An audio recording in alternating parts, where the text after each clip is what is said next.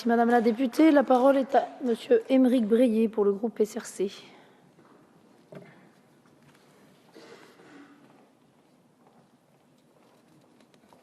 Madame la Présidente, Madame la Ministre, Mesdames et Messieurs les présidents de commission et rapporteurs, mes chers collègues, nous allons dans quelques minutes, avec grand plaisir, n'est-ce pas mon cher Patrick Hetzel, nous prononcer suite à nos débats sur les crédits budgétaires du ministère de l'Enseignement supérieur et de la Recherche. Ce projet de budget marque une étape importante pour la mise en œuvre de la priorité donnée à la jeunesse par le gouvernement. Ce budget ne peut être abordé, toutefois, sans souligner qu'il s'inscrit dans le cadre d'une politique éducative globale. À travers des décisions budgétaires, ce sont des décisions politiques qui sont portées, et je suis fier, au nom du groupe socialiste, républicain et citoyen, que ce gouvernement et cette majorité, dans un contexte budgétaire contraint, aient fait des choix courageux afin de donner un sens à cette priorité. Ce sont donc ici les questions d'enseignement supérieur et de recherche qui nous intéressent, à défaut de passionner nombre de nos collègues. Nous ne devons nous poser qu'une seule question, à mon sens.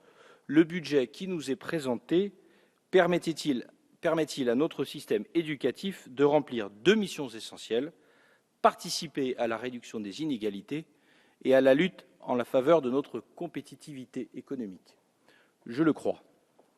De manière globale, le budget du ministère augmente en 2015 de près de 36 millions d'euros. Il est le troisième budget de l'État et permet de répondre efficacement, dans la durée, aux deux objectifs fixés par la loi votée le 22 juillet 2013, relative à l'enseignement supérieur et à la recherche, élever le niveau de qualification de notre jeunesse et favoriser son orientation et son insertion professionnelle.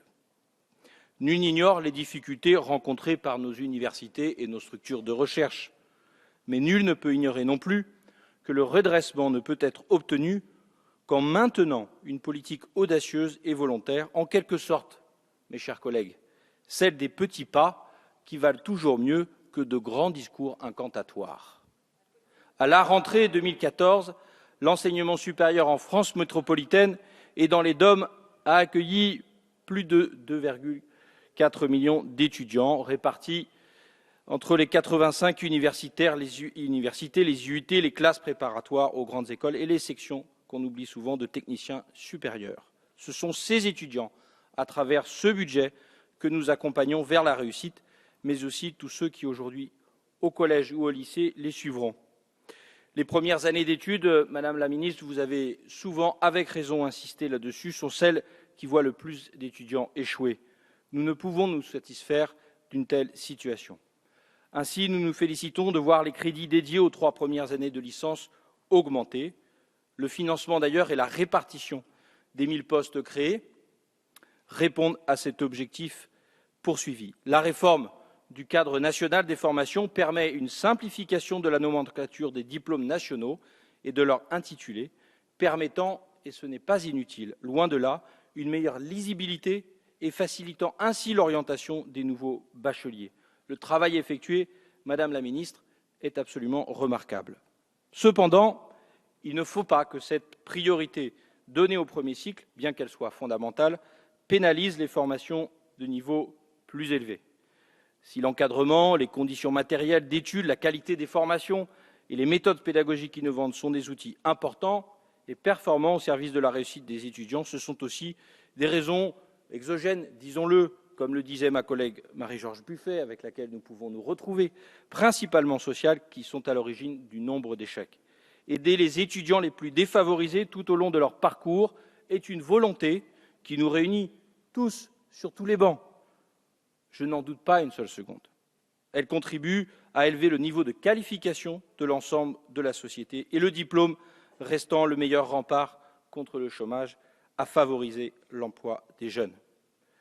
À cet égard, nous ne pouvons que nous féliciter, Madame la Ministre, de l'augmentation continue et progressive des crédits destinés aux aides directes et notamment aux bourses. Et vous avez fait tout à l'heure avec raison référence aux 458 millions d'euros supplémentaires dédié à cette action toutes ces dernières années, depuis 2 ans. Un des moteurs de notre enseignement supérieur est évidemment son appui sur la recherche. La force du système universitaire réside en sa capacité à intégrer en temps réel au sein des cursus des découvertes récentes. De manière plus large, Madame la Ministre, si nous nous félicitons également du maintien des contrats CIFRE pour à la hauteur de plusieurs millions d'euros, il n'empêche que cette avancée devra être confirmée dans les prochaines années. La France est une destination attractive pour les doctorants étrangers. Nous devons nous en féliciter et notre pays n'a jamais compté autant de chercheurs. C'est une chance pour l'avenir, tant au niveau de nos capacités d'innovation que de notre compétitivité. Mes chers collègues, j'en termine, Madame la Présidente. Dans une période de redressement des comptes publics et de sérieux budgétaire impératif, un tel budget est, nous semble-t-il, un geste politique fort. Il s'agit ici tout à la fois de faire de notre système éducatif un pilier de l'ascenseur social, mais également un élément de notre compétitivité. Pour toutes ces raisons, le groupe SRC votera les crédits proposés. Je vous remercie. Merci, Monsieur